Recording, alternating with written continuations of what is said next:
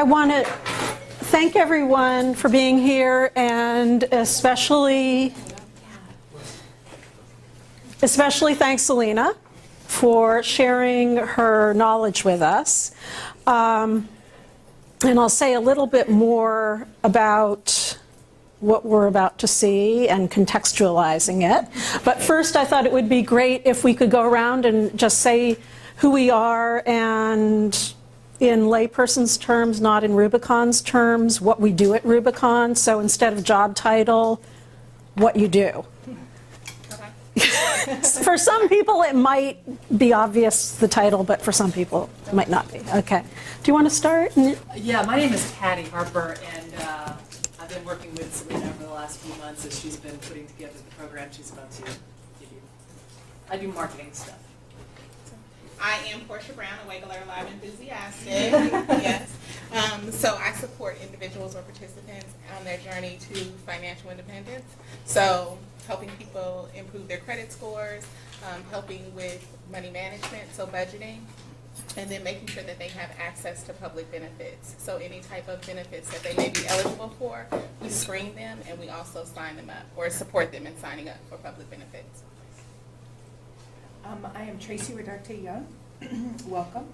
I am Business Services Manager. I myself and my staff work with employers to help to open up employment opportunities for our participants, working with employers, community engagement, and so forth.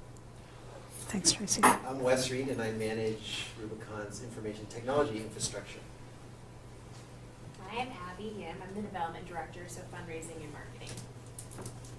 Hi, I'm Roger Contreras, and I'm the one that would get fired if something goes wrong with the budget. Sorry. Let's put it in a growth mindset context. He's in charge of our Chief Financial Officer. Okay. Hi, I'm Adrienne, and I'm Rubicon's culture manager, so I'm responsible for creating a thriving, healthy, stable culture. Hi, I'm Julie Michnowski, and I am, that's a blank for a moment, this is new. I am the Development Manager, so I work with Abby on all the good work she does. And just shifted from being working directly with participants. I'm Tina Jung. I work here in the Richmond office, providing employment services one-on-one and in groups, and also partner with Portia and other managers here to also provide the financial opportunities that are in the bones of our workshop. I'm Ann Ceballos. I'm the clinical director of our mental health and wellness programs across the street. Rob, Chief Program Officer, and I try to make sure that all of these staff have the resources and support they need to do the amazing work they do. Hi, I'm Kimmy Barnes. I am the project manager for implementing our strategic plan, and I also do some research and program design around healthcare needs of our clients. Great, thank you. Okay. And I'm Jane, and I'm the executive director, which is my title, which means I do different things depending on the needs of the organization. And I just learned now that this workshop that Selena is presenting is the first one she has ever presented in the United States. So I'm honored, and also wanted to say that to give some context. When you hear Selena speak, you will realize the U.S. is not her first country.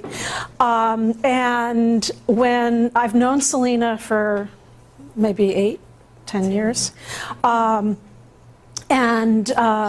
Selena is a universal traveler. When she came back into the country in this past year, we started talking about her work of the past several years, because you were working on something else last time you were living in the U.S. And it just resonated a lot with me about how some of the strategies and approaches that she talks about in terms of her brain science made a lot of sense to me, in that it seemed like it could inform some of our work. The brain science work can be done with people of all ages, from all classes. So there are very large, well-established nonprofits serving kids from very low-income backgrounds who are working with those kids, helping them overcome some of the trauma they've had in their lives. There are people who are working with people who are dealing with dementia, who can use this brain science.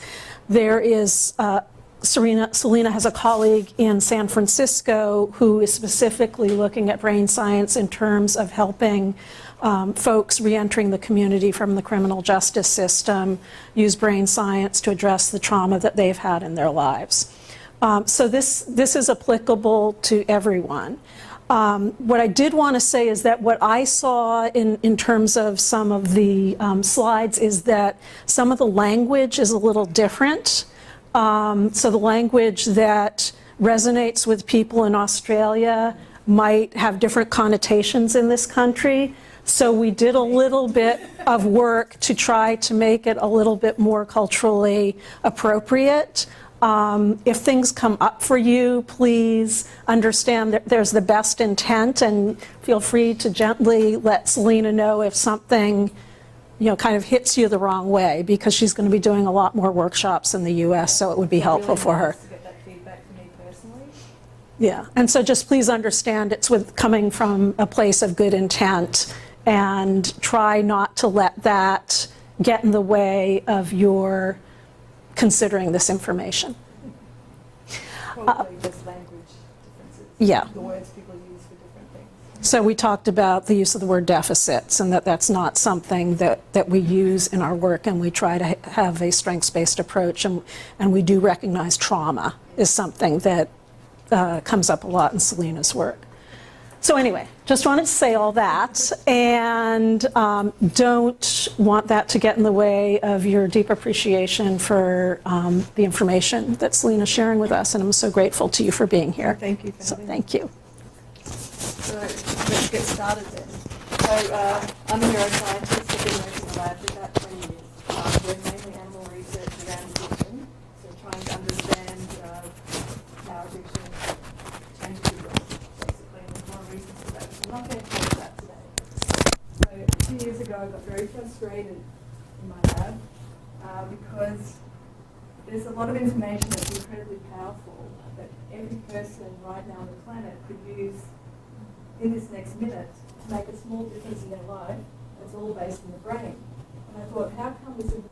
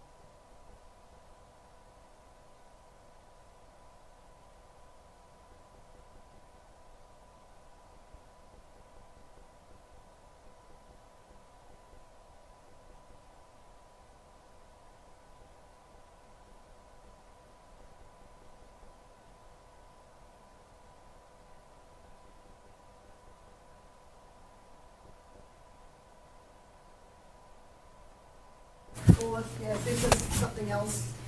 I'm going to come to this talk. It's going to be really deadly boring. One person actually said to me, God, they told me I have to go to a talk on brain vitality. I couldn't have thought of anything worse to go to. Left brain, right brain. That's what they said to me after my talk.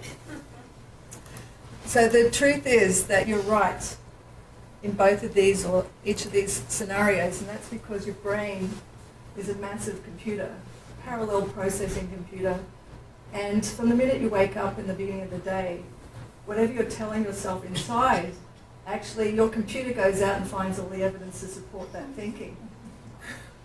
Scary, I know, but it's, as a neuroscientist, I'm studying my own brain, and that it's kind of true.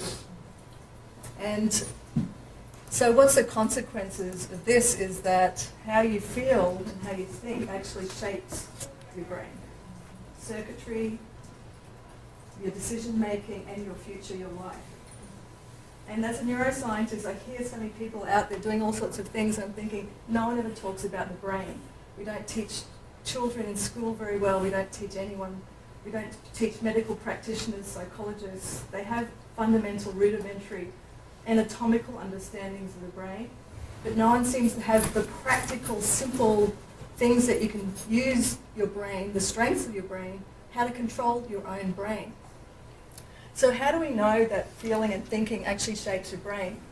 This is a bit hard to see, but if you think of an example of learning to play tennis, when you're first learning and you've got the ball and the racket, you have to think about every single movement that you're making.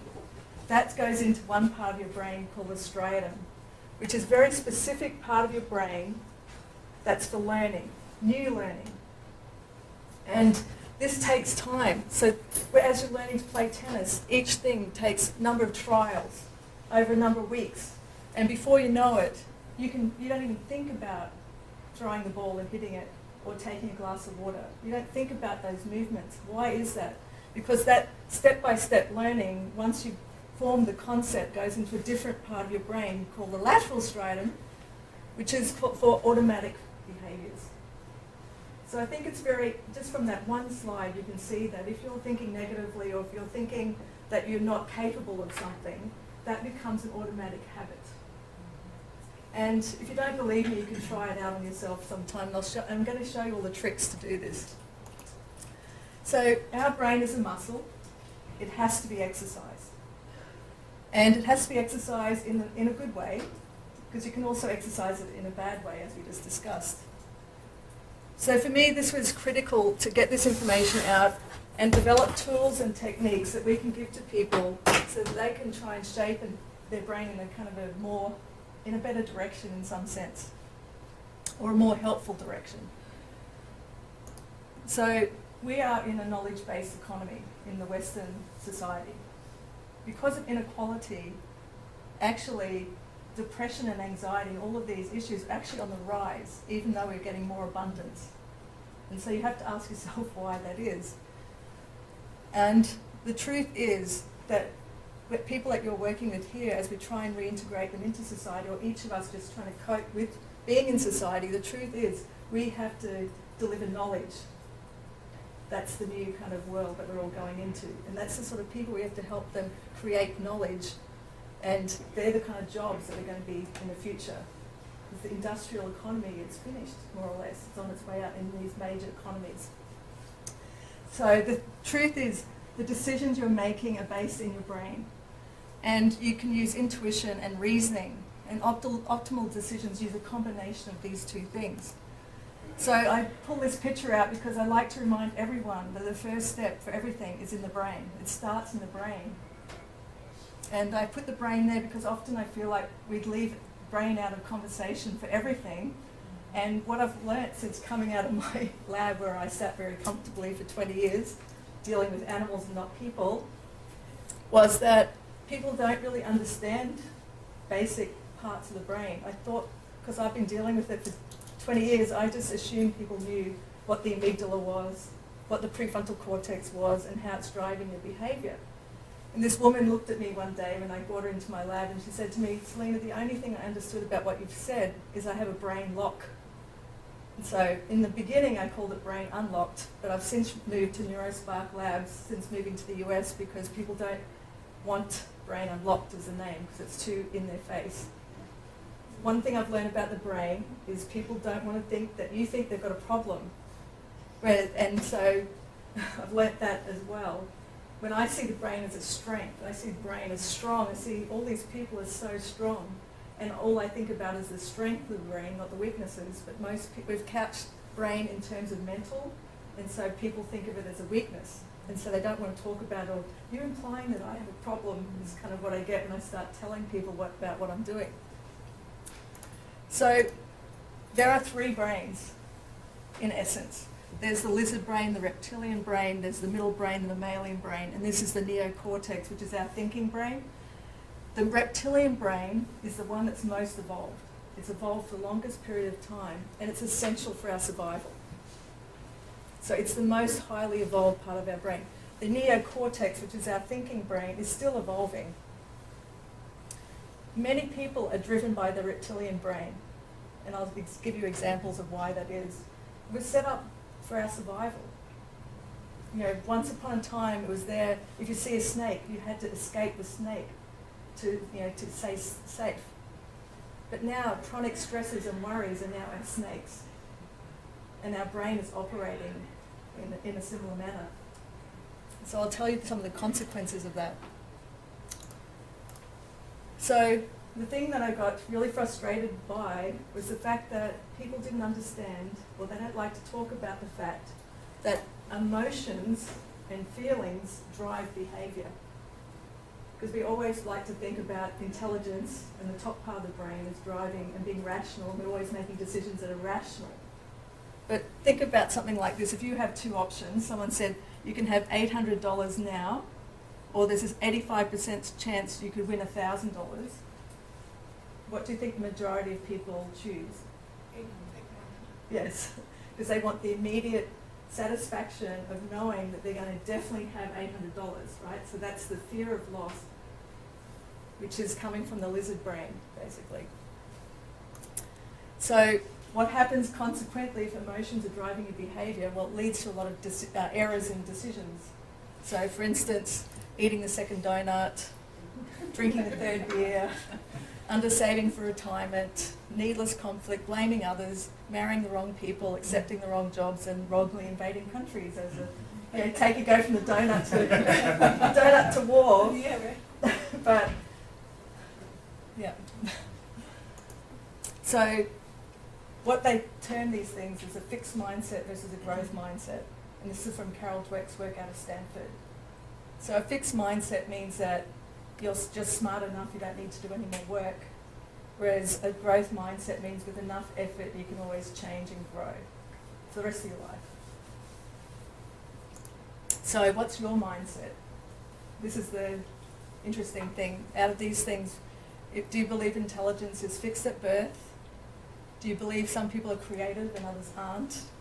Do you believe you can become a world-class expert through enough practice, whatever your starting point? Or do you believe you can change your personality? So you can think about those four and have a yes or no answer. So people that have a fixed mindset answer yes to the first two, and people that have a growth mindset answer yes to the last two. What if you answer yes to all? Sorry? What if you answer yes to all? Wow.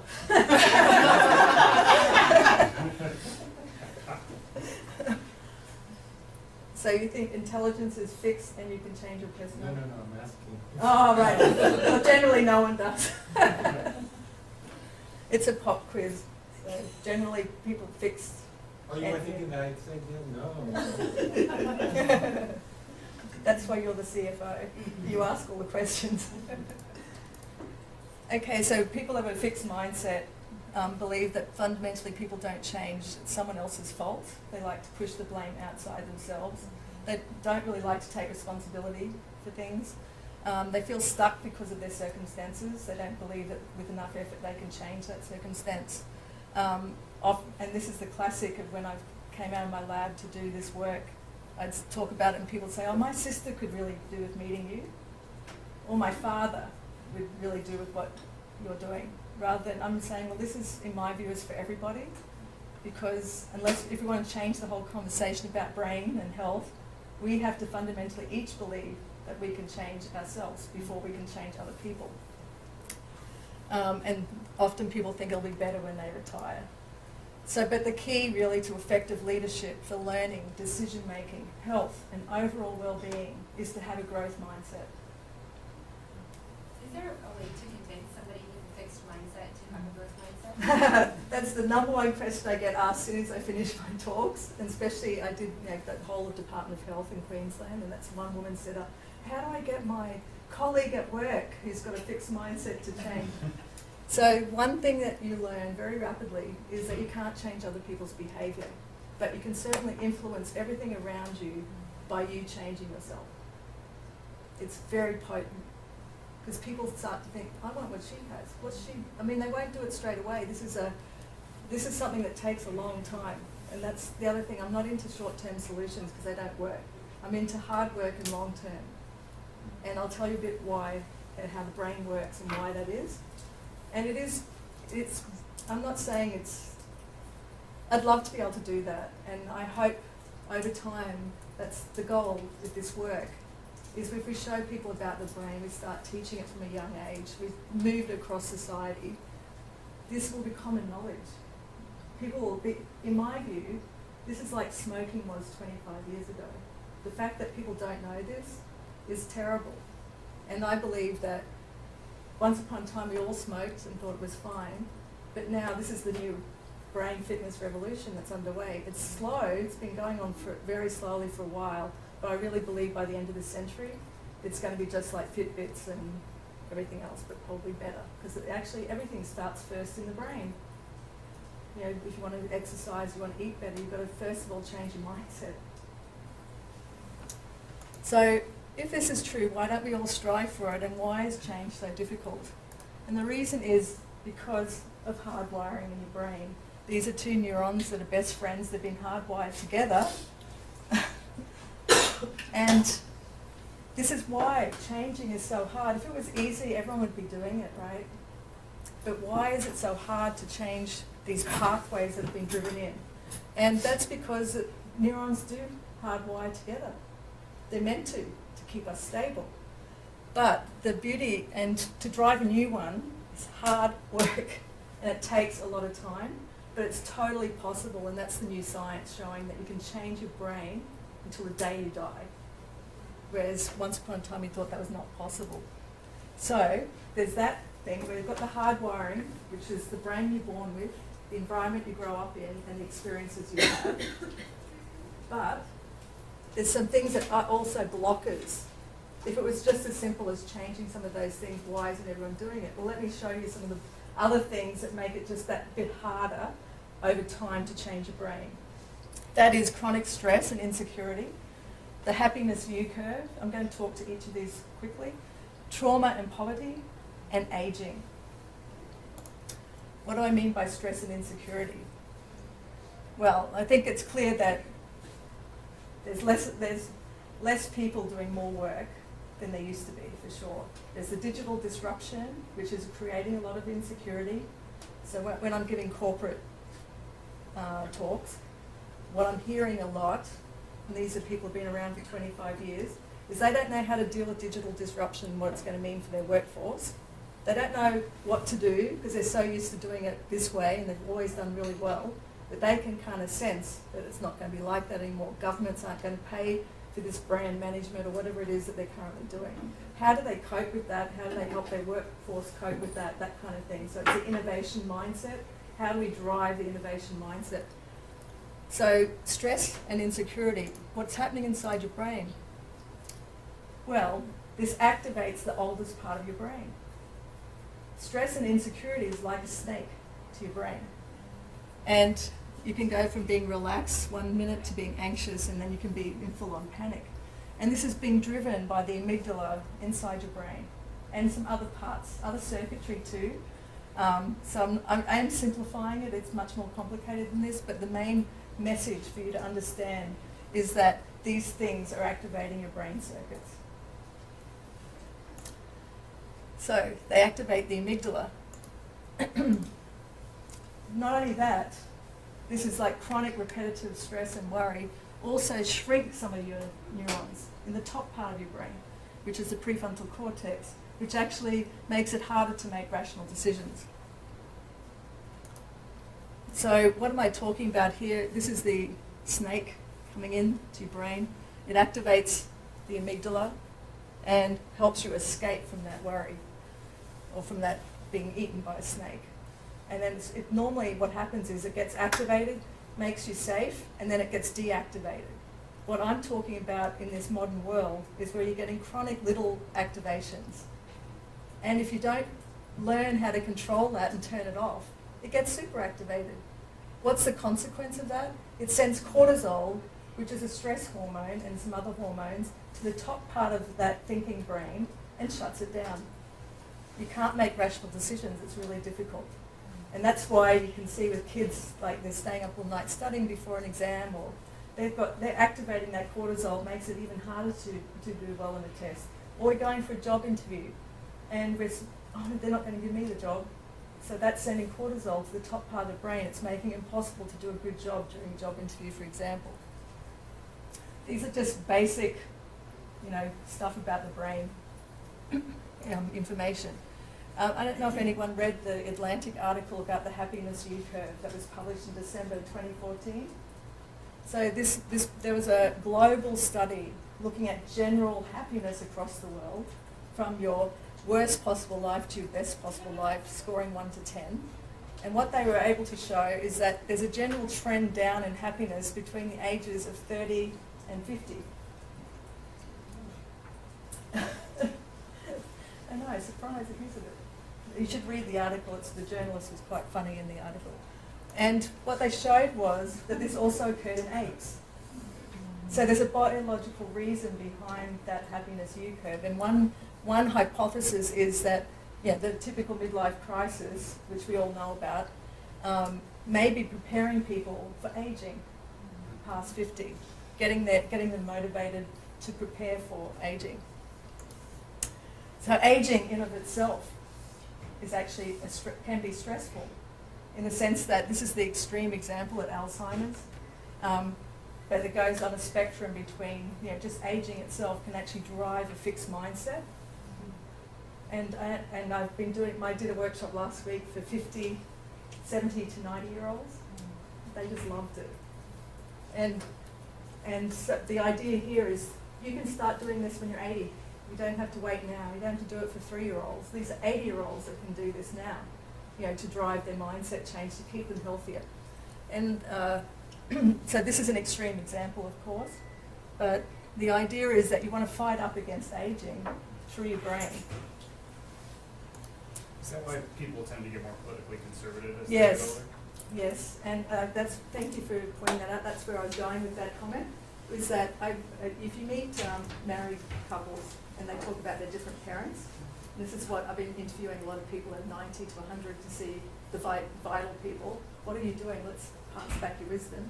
And couples would say things like, yes, well, my parents decided to retire at 59, and they were really active, and then they decided to take up bowling that they'd never done before, and something else, and then put on their slippers and retire. And the other couple's parents decided to keep open their coffee shop and keep working and remain really active. And the difference in how they looked was dramatic. So consequently, as you slow down, because people are saying you're a certain age, you should do this and that, your brain slows down with it. And there's a lot of chemical reasons for that. Like you decrease your dopamine, which means you move less. If you move less, you move less. And so it's a kind of a spiral. So you've got to fight up against it, basically. And the reason we can come out now differently, say, for 5 years ago, is the brain imaging studies are very, very strong. There's a lot of unequivocal evidence for this, that you can change your brain. We can pull the brain out and show people now that by doing this is what's happening. So, and also in the opposite direction. So this is an abused brain that was reported. This is another extreme example. So this is a Romanian orphan. So they were taken from birth and put into a cot and hardly ever touched and given no stimulation. So you can see the consequences of what's happening inside their brain. You get a decreased activation in these different brain areas. Also, there's a lot of evidence if people have early life stresses. Kaiser Permanente just published a study, you may know about this study. It's a Californian study, 17,000 people were examined and looking at early life stress and the correlation with effects on brain development and other things. And as you can see here, there's effects on social, emotional, cognitive effects all the way up to even decreasing early death, basically. So, and we've been studying this in my lab as well, looking at early life stress and the consequences for increasing susceptibility to addiction. So addiction susceptibility goes up tremendously, it's like fourfold, depending on the number of early life stresses that you encounter.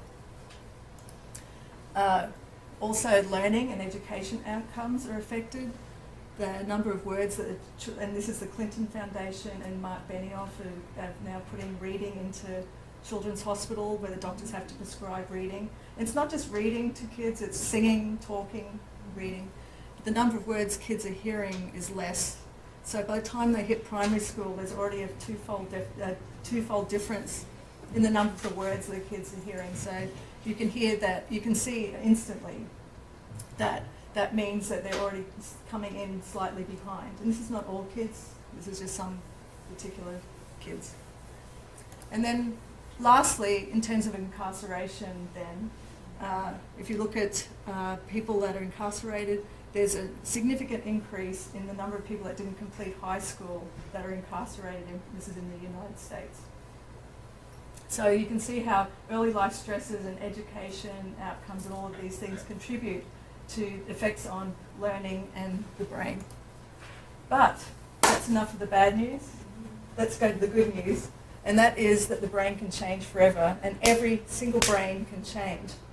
It's us being able to provide the tools to help people do that, basically. And this is for everybody. Whether you're aging, whether you're going through menopause, whether you're having trouble learning, have some learning difficulties, whether you have Asperger's, ADHD, schizophrenia, these things, people changing their brain and being able to cope with these things. These are not cures. These are helps. These are kind of things to help people understand that they themselves can control their own brain. Can I ask a question about the shrinkage in the pathways? Can that be reversed? Yes. Okay. Not the exact, not the same pathway, but we're sprouting new ones. Is that So what Barbara Arrowsmith-Young talks about is you have bottlenecks, and you want to, not really going around them necessarily, some cases you are, but you're getting, when I showed you those neurons that are best friends, they're touching each other through what we call synapses. And what we want to do is create new synapses. When we're doing something new that we didn't do before, we're budding off new synapses. Why it's hard work and why people don't do it is because it takes time. So you have to get new proteins into those synapses. You have to generate them. And then you have to get the neuron on the other side to come to it and fire. That takes at least a minimum of 21 days. And yeah, that's the difficulty, because people fall off after 3 days because they, oh, this is fantastic, I'm going to do it, but then they don't. And so that's why NeuroSpark, why I've decided to, it's this workshop, but then it's the online support, and what you have at Rubicon, you're doing that in a way already. So you've got all of the infrastructure, the wraparound services to really drive these brain changes that are essential for the beginning of changing people's ability to learn and maintain information. Because one of the things I didn't mention about trauma and stress is that it affects working memory, which is your hippocampus. That gets affected, but doesn't mean you can't change it. So that we've got these training programs now where you can improve people's working memory. It's the first step to gain confidence about your ability to learn something. Okay. And that's why I say it takes 21 days to really drive in a new habit. Yes. Okay. And I wouldn't say it's a life habit. I'm not saying you're going to change up your whole life. Okay. Please don't go away thinking that. It's the beginning for you to understand that what I'm noticing, I thought I could teach this whole thing, life change thing. It's not. The first 21 days is just for people to work out and see through these techniques they have the capability of doing this. It's to get that first spark, to grow your mindset. Because the majority of people don't really even understand whether they have a fixed or a growth mindset. And our problem as neuroscientists was we taught that you couldn't really change your brain. Like, we said that your brain's massively changing until you're 25, and then after that, forget it. You're kind of stuck. And that's how you see people living their life. Like, I'm 50 now, I shouldn't be doing this, I should be doing that. Or I'm 60 now, or I'm 70 now. You hear the words, and age is just a number, you know. But so this has been the difficulty, and this is in the medical profession. It's everywhere. People still treat people like they can't change their brain, and that's very frustrating. So I've been working with Michael Mercinic, who's the godfather of this field of plasticity. He's in San Francisco. He's been trying for 30 years. He developed Brain HQ scientific learning. He's a professor at UCSF. He's now 72. He's doing talks around the world. He's now working in India and Morocco to try and drive home this message that you can change your brain. And you can do it yourself too. So that's where we are. We're in a revolution, I believe. And that is, you've probably heard Norman Doidge's book, The Brain That Can Change Itself. Michael's written a book called Soft Wired. And there are many other books out there and videos, etc. And there are some people implementing some of this stuff in schools through like the Goldie Hawn Foundation and some other things. And he's the Yes, scientist who's working with that's, folks. well, he's actually now doing FDA, he's actually doing trials so he can get the FDA to approve brain training for treatment of ADHD, schizophrenia, and other things like that. Because he's been trying so hard, he's now gone the FDA path to try and get doctors to actually prescribe this to their patients instead of a medicine, for instance. And he's working with people who've re-entered So from incarceration. yeah, so he's, I've got a blog, he's written about this, and he's working with a guy who completely rewired his brain in prison, who's now out of prison, working with Michael on a prison release program around plasticity. I can't remember his name, but... Are they still developing the Yeah, program? yeah. or is it in- He's currently writing a book specifically for lawyers and for society to see how we treat people. He's really upset about it. He's kind of humanitarian as well. He's beautiful, and I'm sure he would come here too. He's an amazing person. So when you see these babies, you know that they're highly dependent. And you know in a short space of time they're sitting up smiling and gaining attention from you. And you have no problem understanding that there's a massive change happening inside their brain, which is called plasticity. This now goes on forever.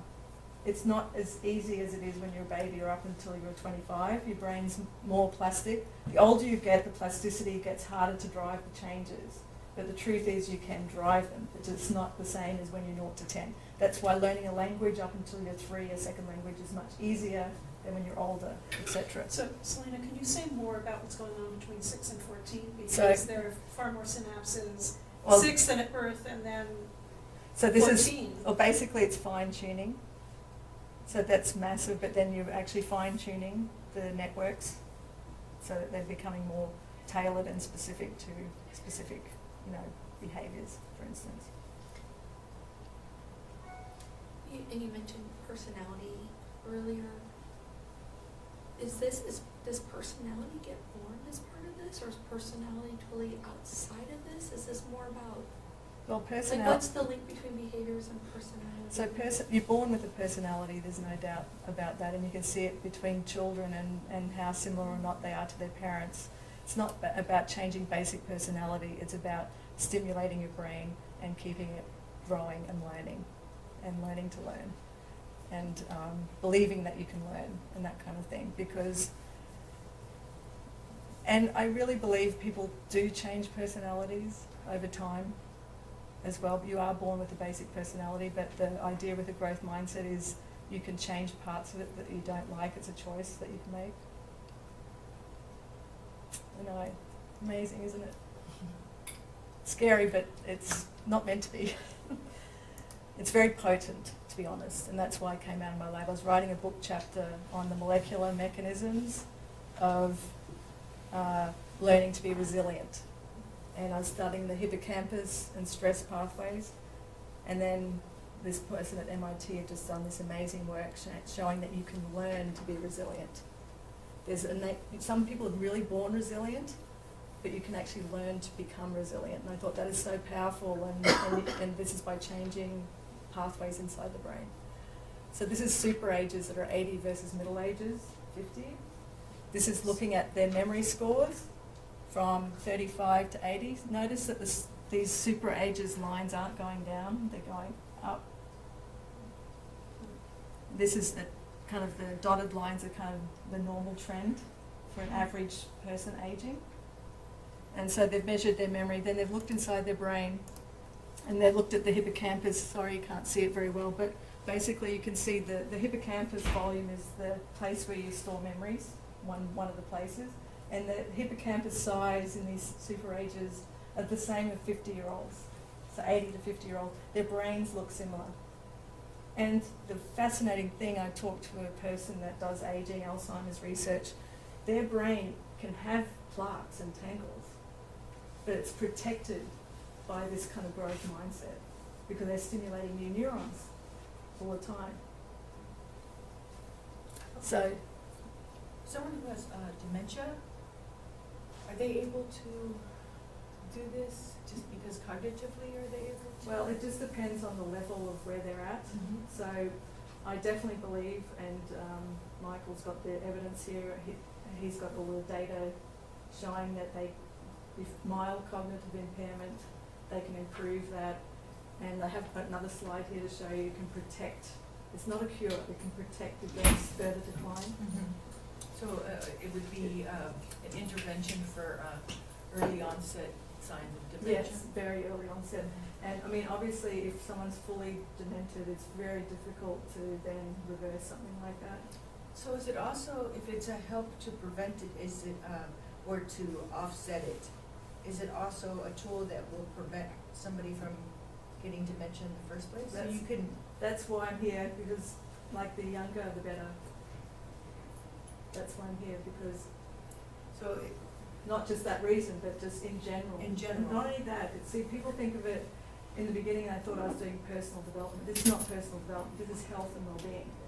And like if you keep pushing yourself and have a growth mindset, you will stimulate synapse production, which protects you from some of the impacts of aging. And not only that, they've shown it protects against diabetes and well, let me just other ask, things. so does that also mean that people that had earlier onsets of, earlier and more onsets of trauma are more likely to get Alzheimer's? Yes. Yes, they are. And I mean, it's obvious. It doesn't take a brain scientist to know that? It doesn't take a brain scientist. Unfortunately, it's very hard. It's really frustrating for me that, and I'm like Michael, I'm a humanitarian, and I find it very frustrating how we treat people in society, and I think it's ridiculous. And I said that to Jane. I'm living in Berkeley, and anyway, not going down the path. But the truth is, the good news is, okay, that's true, but let's beat it. Let's do the grassroots, get to the people, help the people. I'm sick of policy, like people say, you've got to go and do more research and spend more millions of dollars. And I said, look, there's so much research. There's, I think in my field, 250,000 papers at least showing this information in different ways. You can go and find it anywhere, go online now, find, it's time to help the people. French Revolution, man. I know I shouldn't be like that, but it's just frustrating because we can apply this. So we can apply it tomorrow. I can apply. Each of you, I know, would make it. Each of you will have a little bit of difference in your own life, and it's got to start. As I said to Jane, you can't go and have people teach this to people unless they're doing it themselves. And how else do we get this in society? But we have to get the trainers trained first, and then they see that this is not made up. It can't be, it's not a curriculum that you just teach and then hope they go and do it. This is something you're physically doing yourself, you see the big changes, and then you can show them how to do it and say, this is not made up, look what I did. And I've seen that over and over again, and they're the people that have kind of come into my life. So I'm not asking people to come in, but the people I'm meeting are the people that understand it and have done it themselves. It's very, very powerful. This is from my aging work. This is from my 70 to 90-year-olds. Like they love this slide. But the interesting thing is that, and that's the one thing I love about research now and brain imaging, is that we can come out and say, if you're living a life of purpose, and when I say life of purpose, I mean simple things like checking on your neighbour. So they measured their Alzheimer's disease risk. This is someone in a high purpose, 30% reduction. This is someone below purpose.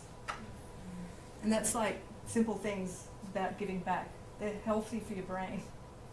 I know that sounds selfish, but it's fascinating because we talk about being selfish, but actually being selfish is being generous from an epigenetics point of view. So the truth is every brain is different. And some of the things that we need to really tailor this, so someone that has, like, the way I like to look at it is that, in my view, every brain deserves the opportunity to grow forever. Any child born, they don't know where they're being born. Every brain is different, so you can't apply one strategy to everyone and hope for the same outcomes. So someone that's born into a very, an environment that's really friendly for brain development doesn't need the same strategies as someone that's born into trauma, for instance. They're different and they affect their brain differently. And so that's what we're about, is tailoring brain fitness programs to the needs and to the sector. And it's not one solution fits all, that's for sure. So why am I optimistic then? And that's because I believe we're in a new revolution. I believe that the research is so strong now. There's unequivocal evidence that your brain can change. So how do we get people to do that and implement it? We have to make it simple, that people can take simple tools and strategies and integrate it into their busy lives. Digital technology is enabling us to deliver this information and democratize it and allow widespread access globally, like never before. And we can tailor brain fitness programs to suit individual needs and communities. So this is why we call it NeuroSpark Labs. It was Brain Unlocked, but NeuroSpark means spark your brain. Everyone can spark their brain. It's the recognition or having the light bulb moment to recognize you can actually do it. Sometimes that takes a while for people to realize, oh my God, you mean I can do this myself? And the brain is a muscle and it needs to be exercised. And every brain and environment is different, and so that's why you have to tailor these things. So I'm going to go through some of the things to let you know what I'm talking about, and then show you some of these strategies and give you something that you can take away and use yourself. So what we've got is the basic program, and that is, it's a spark. How do you form a neurospark? What do you mean? How do I do that? It's a basic first step program, and then I've been running 28-day mindset challenges because when I first started, I gave a workshop, people would be really inspired, would go away and say, oh, I'm going to do that, that's fantastic. 3 days later, nothing. I went, okay, so that didn't work. And so then I incorporated the workshop with 28-day online coaching, and these are for people that are not are happy to do it online. And then I've been working with a woman called Cheryl Batchelor in Australia, and we've been running brain fitness programs where this is a tailored approach, where you already have wraparound services. So people can't exist online and get a brain change. They need something like what Rubicon has. They have the same thing, where you have access to housing coaches and money You need all of those wraparound services for people that are coming out from traumatic backgrounds or coming out of programs that making reintegration to society really difficult. This does not work without those wraparound services. But what comes first is the brain fitness. Because without brain fitness, you can't learn properly. And people that have been traumatized or come from those kind of backgrounds have more difficulty learning or holding on to information. It's a working memory thing. So what we talk about there is the social emotional training, which is the bottom part of the brain, then to improve cognitive working memory, fitness, and then confidence, success, and brain vitality training. So that's to give what I call biohacks. So everything I know about the neuroscience that you put into a simple solution, that when someone's about to walk into a job interview, you tell them just do this. And so that's why we created the app, because people forget what to do. And if people do coaching or training, 90% is ineffective after 1 year, because you just forget what people told you to do. It's the hippocampus not acting up on you. Okay, so what we mean by spark, it's self-awareness. Many people are not they don't really understand how their feelings and thinking are driving their behaviour. They're not really even monitoring it because they've never been told to look out what's going on inside your own head. We always outsource it. Secondly, and most importantly, is training people to pause. And what's that mean? Training the amygdala. And this takes everyday practice, but what you're doing is you're practicing the pause. So what do I mean by that? If someone walks into your office and you can't stand them, that triggers something in your brain that automatically drives your response. Imagine being able to put a pause between that person walking into your office and how you react to them. And that comes with time and practice. But what it means is, if someone comes into your office, they can tell you don't like them, because we're social animals. We're immediately sensing how people feel about us. That's what we're born to do.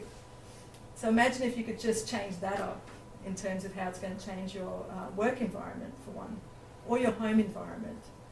Like kids drive certain triggers in your brain that you've learned over time. Imagine changing that. Or imagine being able to help your kids control their own brain. And then what we talk about now are the actions. So you have self-awareness, and then you're training your amygdala. But if you want to drive changes in habits and new pathways, you've got to take action.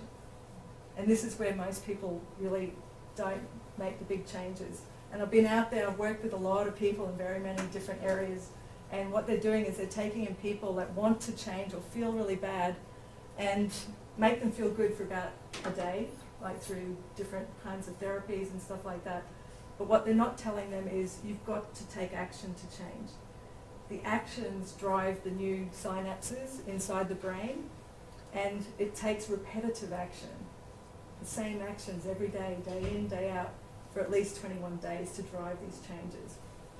So that's what we mean by actions. And the repeat is, keep repeating it until you've got the change that you're looking for. So when I was giving a talk, sorry about my logo there, but when I gave my TEDx talk last year, the university employed speaking coaches for me, because they decided I'm going out into the public and I was going to be on TV. So during one of these, I went there every day for about a month to get trained to speak. And the guy that was one of my trainers is an artist, he's a mime artist. So you have a mime artist, all these things. Anyway, he was sitting there, it was the third practice talk, because he was telling me, and I haven't really implemented a lot of what he taught me, just remembered. Well, he's a mime, so it's okay. Yes, I know. He's telling me, anyway, he stood up and he went, "Oh my God, do you mean I can do this myself?" 3 times I did in the talk. Oh, this happens quite a lot to me. Anyway, he had learnt afterwards, and he's now been using the app and been working with me since.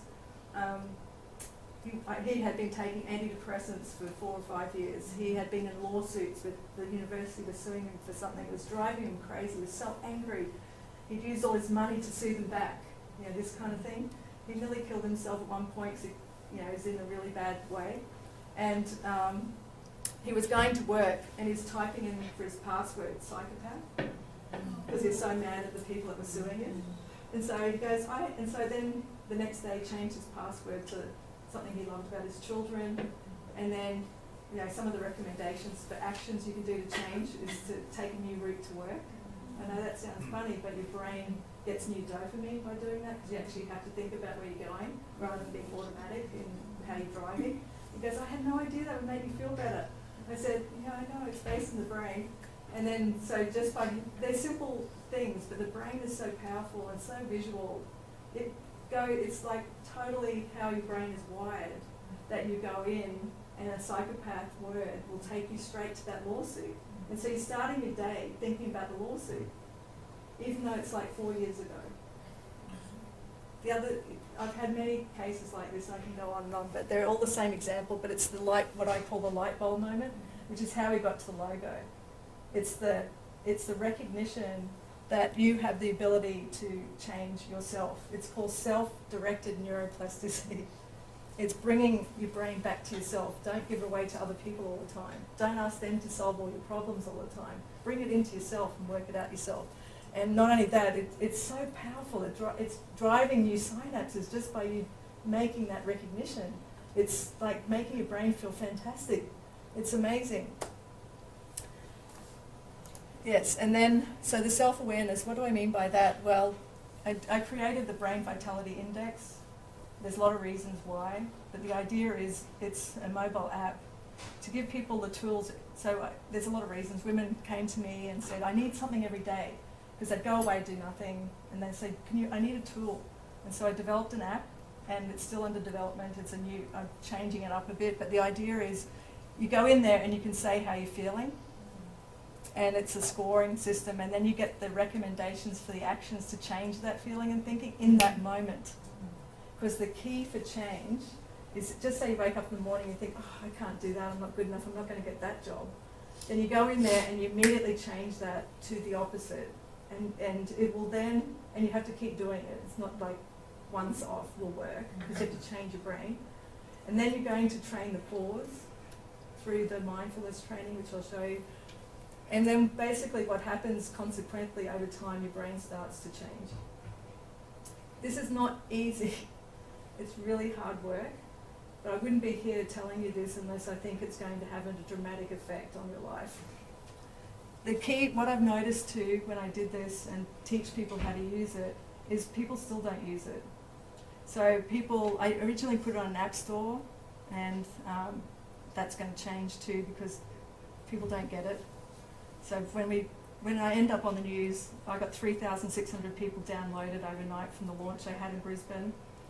And then people that were with me and work with me use it all the time. People that downloaded from the App Store wrote in and said, didn't rewind my brain overnight. Because they're expecting a game or something dramatic to happen. So that's why it's kind of, it needs a whole kind of suite of activity around it, because people don't really get taught the science, and you need to integrate the science with coaching and all of the other wraparound things that have to come with it. Why? If you want to change a habit, if you try and just, one thing I've noticed, if you just try and remember to enter your BVI twice a day, or even once a day, people forget, right? So I use this as a tool, a teaching tool also, because if you can't remember to enter a score into an app, because it's a new thing, imagine how hard it is to change your life. Do you know what I mean? So, because this is the striatum, right? This is what I was telling you about. This is where your automatic behaviors come out. This makes life easy for you. To generate change and to get a new habit, you've got to make a new automatic thing go into your brain, which means, like playing tennis, you've got to take all those trials, which means you've got to do it every day. So that's why changing, it's a new you're learning something new. And so that's why spark and time, and showing people that this takes time. This is not a short-term feel-good solution that I'm going to be talking about here. There's tons of those already out there. The idea is, once you start to generate these new automatic habits, and just say you want to exercise, for instance, is a good example. People will do a 12-week program, or they'll go on a diet, for instance. If you actually go and look at the research, people end up fatter after a diet. Because you haven't changed your mindset about yourself. You know, it's just the way it is. Or I can go on and on about, relationships to money, to, a career that you think that wouldn't be for you because you're not good enough, whatever. These are all mindsets that you have to change, and to do that, you've got to start first. Coming from the mental health world, I've done a lot of cognitive behavioral therapy, which also involves thoughts, feelings, emotions, and then your behaviors, and practicing new ways of looking at them. So it seems like, they are very similar, and this is sort of the science behind that you don't really hear about, but what's kind of being done to look at how those intersect, or, are the worlds talking to each other? No. Yeah. Well, so Michael in 1992, he gave a talk to the American Psychological Association. Someone came up to him and said, you may as well be talking to rocks. It's sad, but it's true, but it's changing though. Yeah. You hear this with trauma, and I see a lot of that in the trauma world, but I just keep thinking this is so aligned with cognitive behavioral therapy and all those things, but it's the science and really understanding it that makes a lot of sense. Yeah, and also people like to see, and frustrating for me, is you have to say, this is the brain. Yeah. This is not some made up thing. This is based in your brain. There's a physiology, there's a biochemistry behind this. You have to drive the changes, and when you're driving those changes, this is what the biology looks like. And the other thing that's frustrating, and if you're a really good CBT person, you are making change. But there are people that are not making change. where they're sitting there ruminating on their issues or problems. And as a neuroscientist, that reinforces learning, which keeps them locked in the trauma. I find that very frustrating because, and that's why I think for Rubicon and the people you're dealing with, you've got to learn to help them release the trauma from their brain. And that is totally possible, but that's got to be learnt. They've got to learn how to release the trauma by pausing the amygdala, by controlling their brain. They can do that. And I can give you a lot of examples where people have done that and had dramatic effects on their life for these kids coming from domestic abuse and other situations. So I had a question too, but I was holding off because I think it's more psychology. But is there any biochemistry where we can introduce how to, so when learning is not something new or immediately valued as beneficial, and the level of self-awareness also brings some shame, maybe it's around money and not saving money, and so now you are aware that you have not been saving money. So is there a way we can hold people there long enough to pause and take action? Yes. Because I think the immediate reaction is to just say, go back to the reptilian and say, I don't want to deal with that because I already deal with enough stuff that makes me feel ashamed. Absolutely. Okay. Yeah. Okay. Yeah. So there's So something- where you start, and this is where Cheryl and others start, is through you practice the pause, you're calming their brain first, so that, and you're so when we talk about letting go, forgiveness and training, that's all in the amygdala. You're Okay. training the amygdala, right? So what you're doing is you're starting there first. And people that are very successful with people from disadvantaged backgrounds is they know that it's the secret sauce. You do emotional, social training and fitness before you add on all this difficult learning. Or you don't take them to a place where they feel bad about themselves. That's not about that at all. It's about you have control over your brain. These things have happened to you. Now, let's work out how to control them from a brain perspective. And I'm going to give you some of the little things that I love. Yeah. So you're definitely saying psychotherapy to understand the triggers first, then this. Is there Or a even combination. or combination of? It's got to be goal and results oriented. Right, and I'm at your app, which I like so. And it's connected to Facebook for all of us Facebookers. But question, what is the difference between this and biofeedback? Well, biofeedback, I don't really know exactly. I know that they've got EEG and things like that, and they've got all these new headbands and things like that. Right. The difference is, I want to give people the neuroscience in a democratized way so that they can actually see their brain and understand that they can control it first. Okay. Because unless you understand that first, no matter what's happening around you, you'll always go back to your automatic behaviors because you don't understand that you're being triggered and you're pulling them out of your brain and that you need to change that. But the restructuring, like when biofeedback and with this exercising the brain, or what's the word that you used, when you go in and Change it. pause, Yeah. it's similar. It's similar. Okay, I'm I just think so, curious. but I think what I've seen and with Cheryl's program and other programs is that for instance, children or people that have had PTSD, they're 55, they actually understand that it's their amygdala giving them those thoughts. What they do immediately is say, just say you're sitting there, so she was in a Christchurch earthquake, right?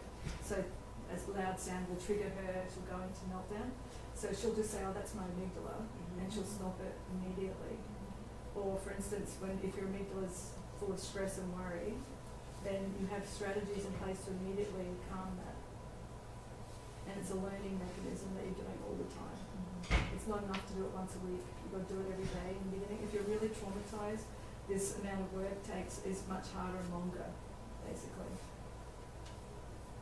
And plus, this is something that you can teach people to do for their whole life when they leave your program, or that they'll teach their family to do as well.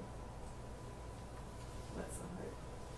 Ongoing management versus quick fix. Yes, it's prevention too, and well, it's in the beginning it's not prevention, but then eventually it is preventative, because basically the brain does something like, in terms of worry and other things, it's kind of little worries that you don't even notice are having an effect on your brain, and then they become summative, so they start to add up, and then they become cumulative, And then before you know it, people are in a spiral.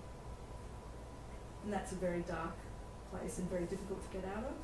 And that's totally what the brain's doing. And people aren't necessarily aware when they're in that part. And then they don't understand how it happened. It can be almost overnight. And it's just because how things are adding up in terms of brain chemistry. Question. What are your experiences with that working with people with repressed trauma?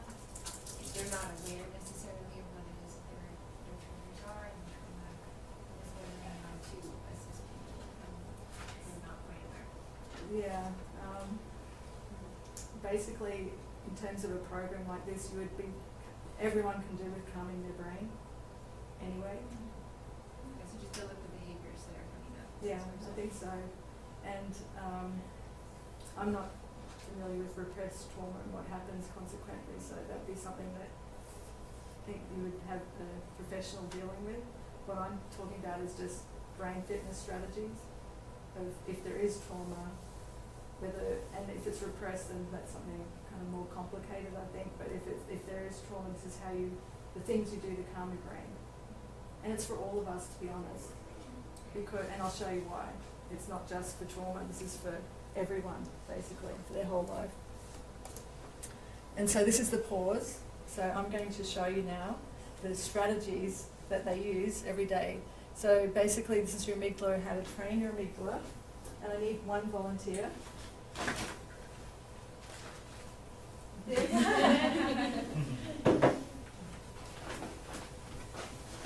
So these, you may have heard. I just stood up, I didn't ask if you needed to. Yes. Okay. So basically, you've probably heard of this, but this is basically what you do to show people how to pull parts of their brain outside the brain and have it on their desk or have it in their home. Kids find it really effective. And basically what you do is you put your worries in here. So there can be happy thoughts and sad thoughts. Any one of the words. Anything you want. Any color? Yeah, so red is, What is the color? yeah. Just a little bit. And you put some more in. Some more You can red, put it as much as you like. all the words. Yeah.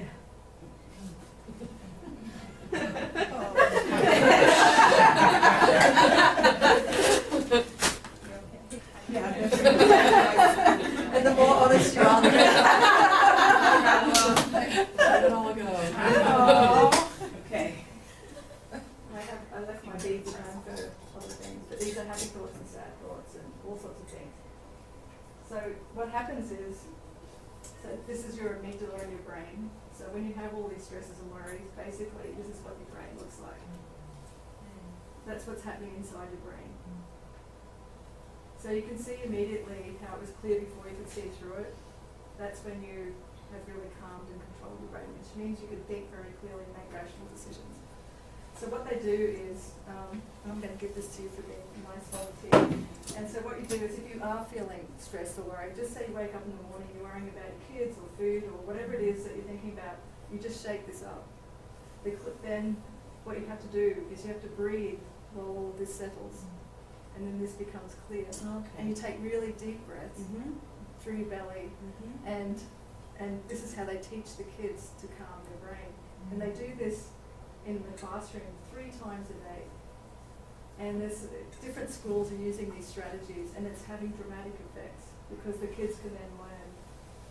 And when they come from the playground, they do this mind up. The kids that are being abused at home, they have these little, what they call amygdala jars and things. They carry them at home. They have little tubes, etc. And they carry them with them wherever they go. And they use it to shake it. They shake it up, basically. And what they have also, this is one of Cheryl's here. And this is what they do for the kids. They have to breathe when they have their worries. And some of them are under the table screaming. I've met them. They're shaking this. Then, while it's settling, they have to breathe into the feathers to teach them the breathing. Because they were screaming. So they have to take deep breath and breathe through the feathers until all of this settles down and becomes clear. And this is a demonstration of, we call it the amygdala jar.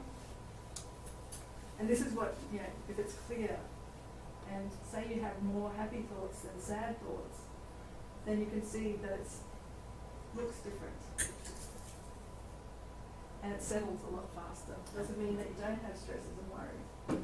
So our aim is to try and teach people how to use this strategy to be able to calm the brain. And we use this 3 times a day. And thank you. This is yours. Selena, I didn't quite understand the interaction between the worry jar and the... This one? Yeah. Oh, this has got more happy thoughts. Mm-hmm. So are those happier particles? Yes. Yeah, exactly. Classic warrior.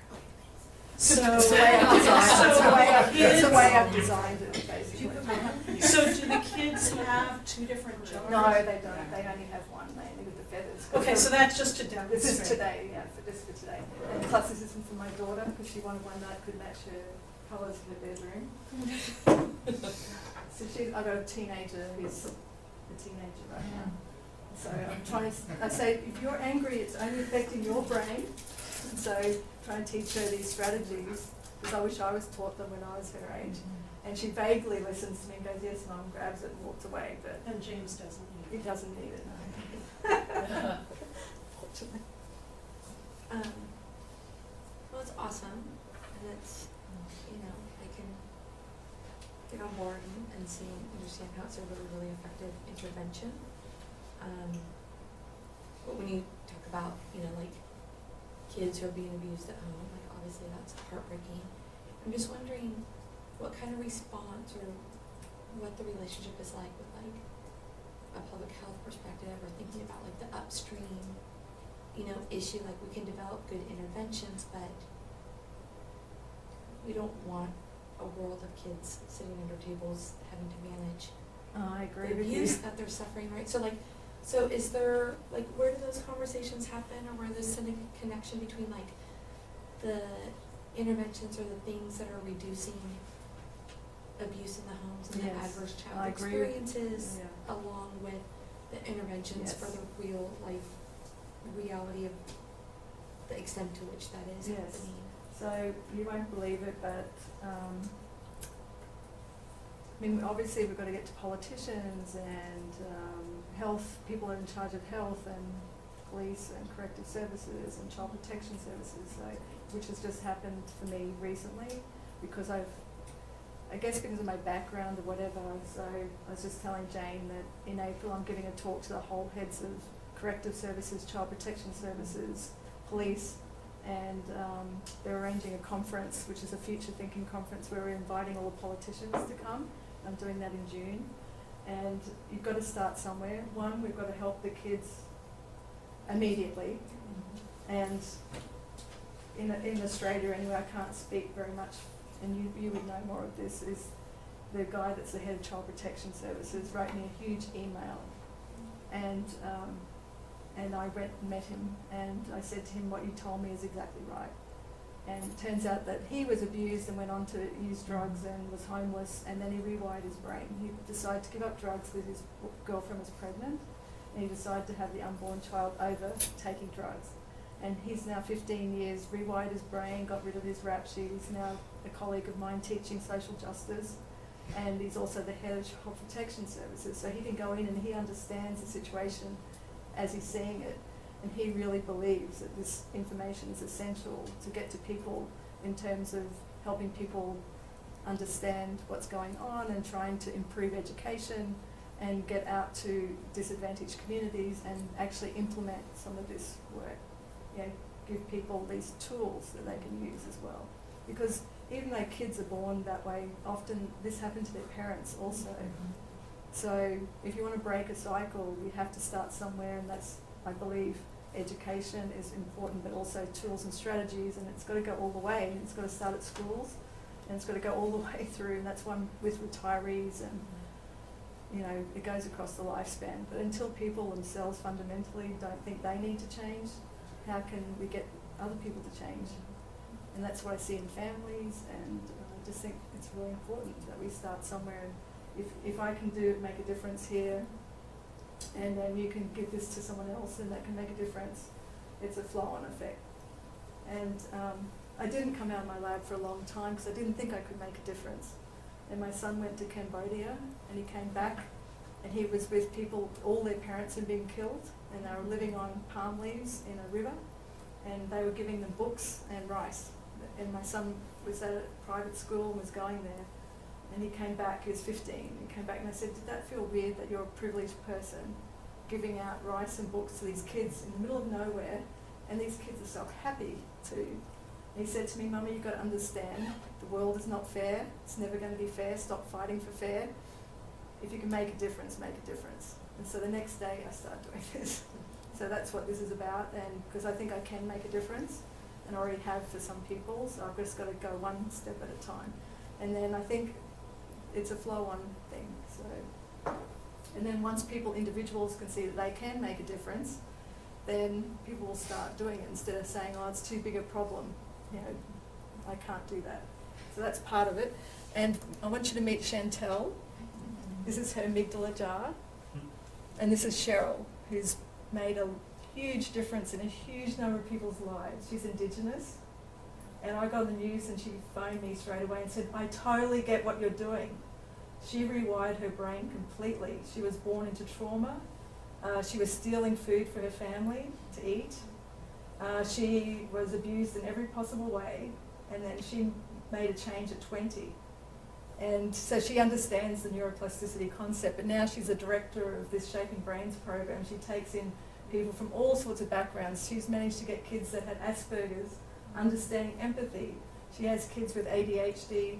Anyway, Chantel had been kicked out of every school in Brisbane. No one wanted her. And now she's 1 year through the program. And she came up to me. I was out there, I guess, a few months ago. And she came up to me and she goes, look, it's just my amygdala. And she was shaking it. And I said, Chantel, I'm trying to teach my friends to understand that. And they're in their 40s. And here you are. And you totally understand what's going on in your brain. So what they teach these kids and what we need to teach ourselves, it's just your brain. Blame your brain, don't blame yourself. And that concept alone makes a big difference with people because then they know they can change the brain. And it gives people, and then obviously there's all the strategies in place to do that. And this is Cheryl. I hope you do get to meet her sometime. So furthermore, in terms of calming your brain, it's not just a simple thing about praying or it's not a religious thing. Mindfulness practice is now in the NHS in the UK.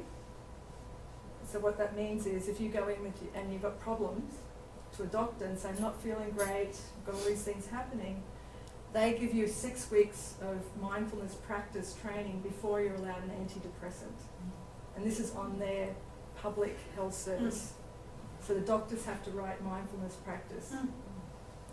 And why? Because the research and evidence is so strong. This is not meditation. It's like meditation, but it's even simpler than that. It's learning to calm your brain and then learning to let the things come in and out of your mind and letting them go.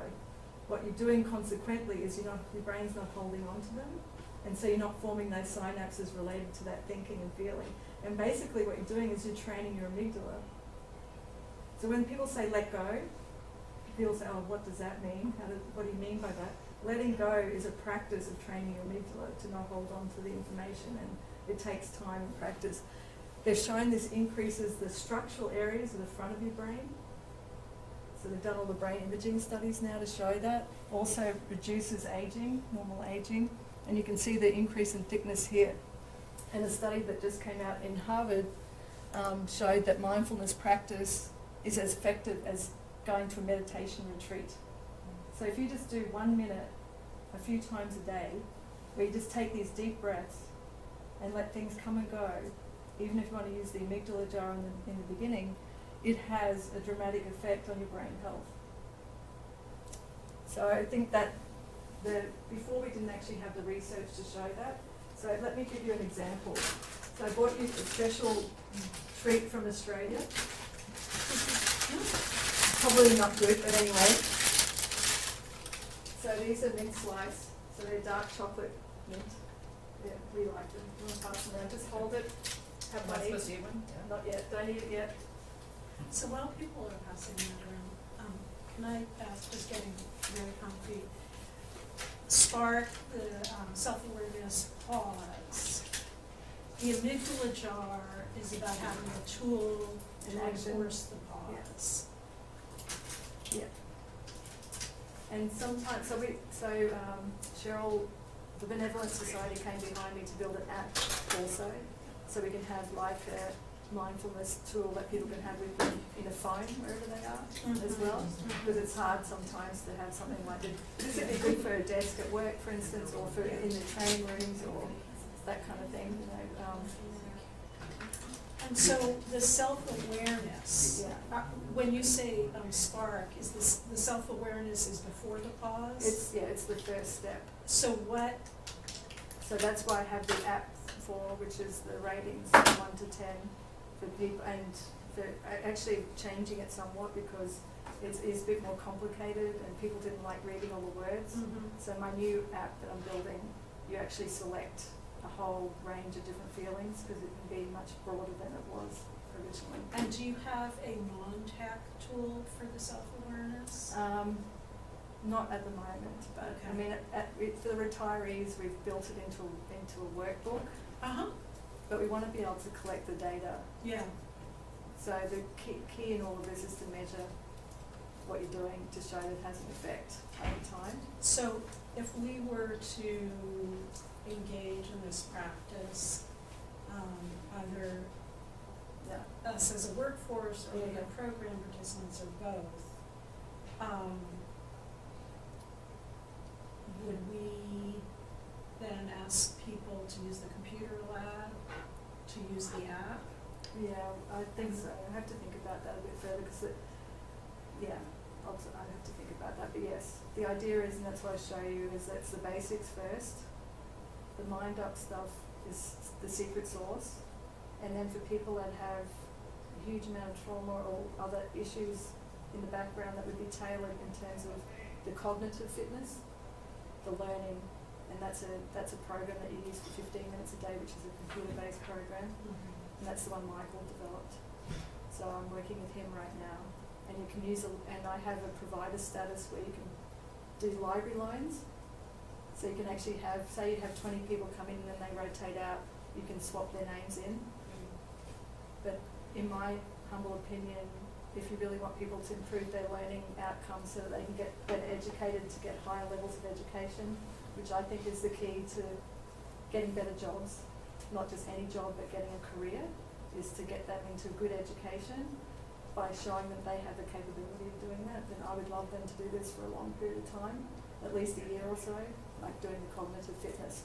But for them, the emotional, social part comes first, and that's something you can do from day one as well. So, but I really believe for your, not necessarily for your workforce, but for participants, I really believe that that's going to be a key strategy because it'll help them learn all the other things we're teaching them even more, because it improves their working memory and their focus and their attention. And this guy that's been helping me with the app, basically, I told him to do the power pose, which I was going to show you next, but not show you now. Anyway, so take a bite, don't eat it, just suck on it. Take one bite and suck on it. Wait, so take the bite. Do Take you a bite it and off? and don't just swallow the bite. Just Okay, so bite it bite off. off, and then just take your time. And what can you taste? Hopefully people like me.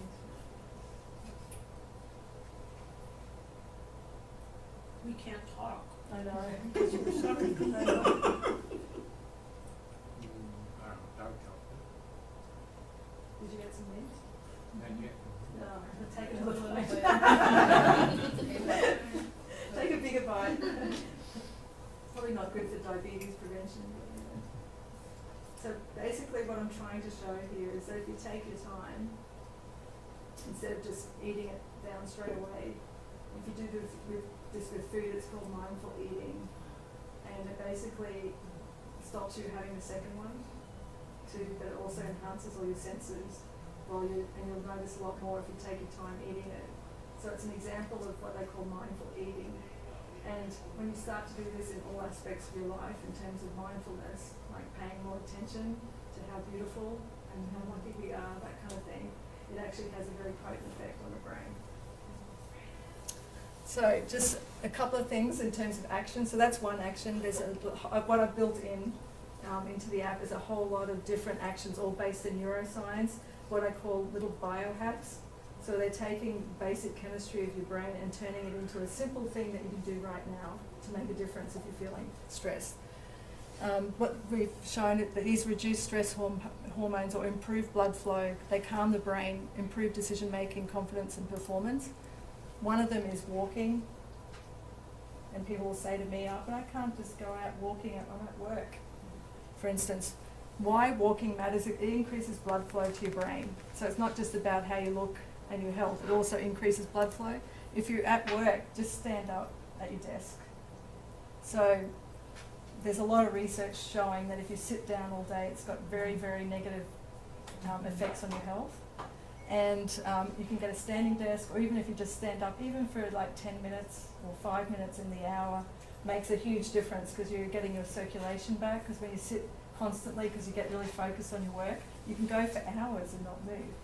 So that's it's a very simple action that can have a significant impact on your brain health. For instance, just say you're stressed and worried. So this is what it kind of looks like in the app. If you've looked at Amy Cuddy's TED Talk, what she demonstrated, she's at Harvard Business School studying power. And from the animal kingdom, the dominant position is the open pose. It's called a high power position. The low power position is something like this, and this is what you see people do before they go for a job interview, or before they take an exam, or before they're coming in to see you because they're nervous that they haven't done something, or whatever. What she did was show that, this is both high power poses, she measured cortisol and testosterone. So if you're in the high power position, you have reduced cortisol and elevated testosterone.